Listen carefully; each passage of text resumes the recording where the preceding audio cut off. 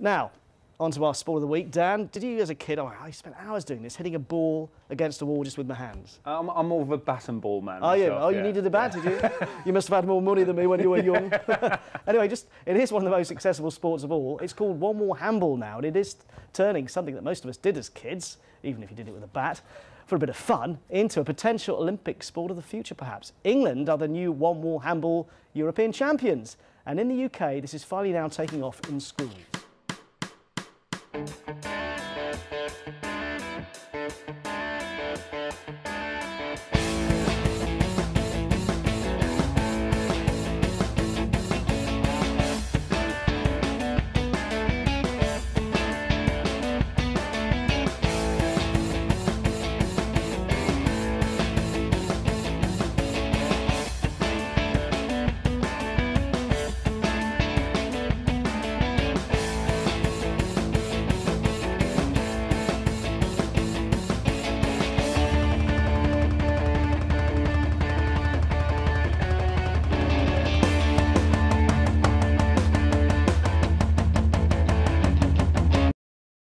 This version, one-wall handball, is opening up the sport to the masses. All you need, literally, is a bit of chalk so you can mark the court here, and a tennis ball.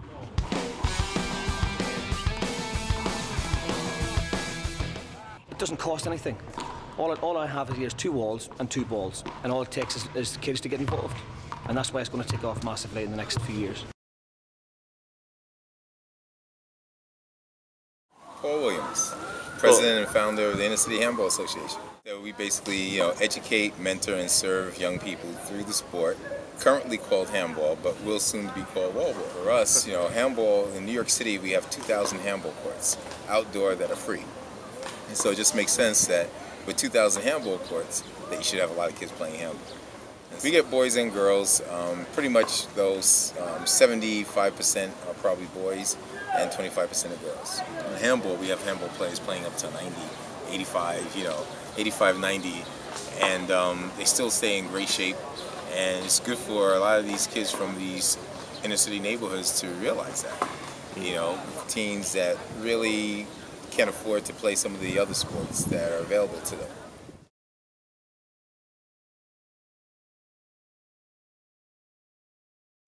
I started in high school, and I saw a lot of people playing it. All my friends were playing it at the park. It's a cheap game, so you grab a ball, go to a wall. And then I met Paul Williams for the Inner City Handball Association, and basically he helped us. If you're good at handball, you get better. He helps you expand your horizons, and we got to go to Spain, going to Ireland soon. So it's really helped me travel around a lot when I don't really have money to travel. You don't really need a bunch of people to play. You need maybe one other person. So it's easy to get people to come outside and play the sport. It's $1 for a ball, and I mean, it's pretty simple. You just hit the ball to the wall. As it grows, it gets more complicated, but anybody, any size, any age, I think anybody can play the sport and have fun and get a good workout in.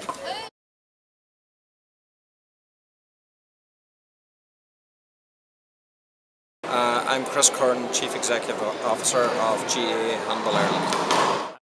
What we have going on behind us now is the culmination of 10 days of action in the World Handball Championships. We had the 4 World Championships, which commenced on Thursday the 11th of October, and right now we're heading towards the climax of the One Wall World Championships, which will in the future be known as Wallball.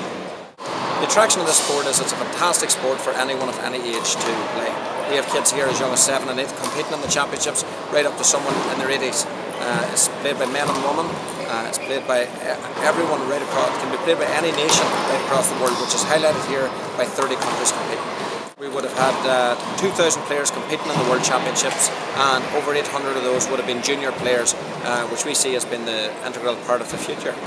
Absolutely fantastic sport for London. The best comparison you can make is that London is one of the biggest cities in the world. New York would be considered the biggest city in terms of the number of people, the number of nations and people that live there. New York has over 2,000 courts around the city, and it's a brilliant city game. I think street handball is superb. So wall ball courts around London would be absolutely of huge benefit to the communities that are there. And I would have to say that from a perspective of sport, and you've seen the impact that the Olympics had, it would be brilliant for all those communities to actually build upon.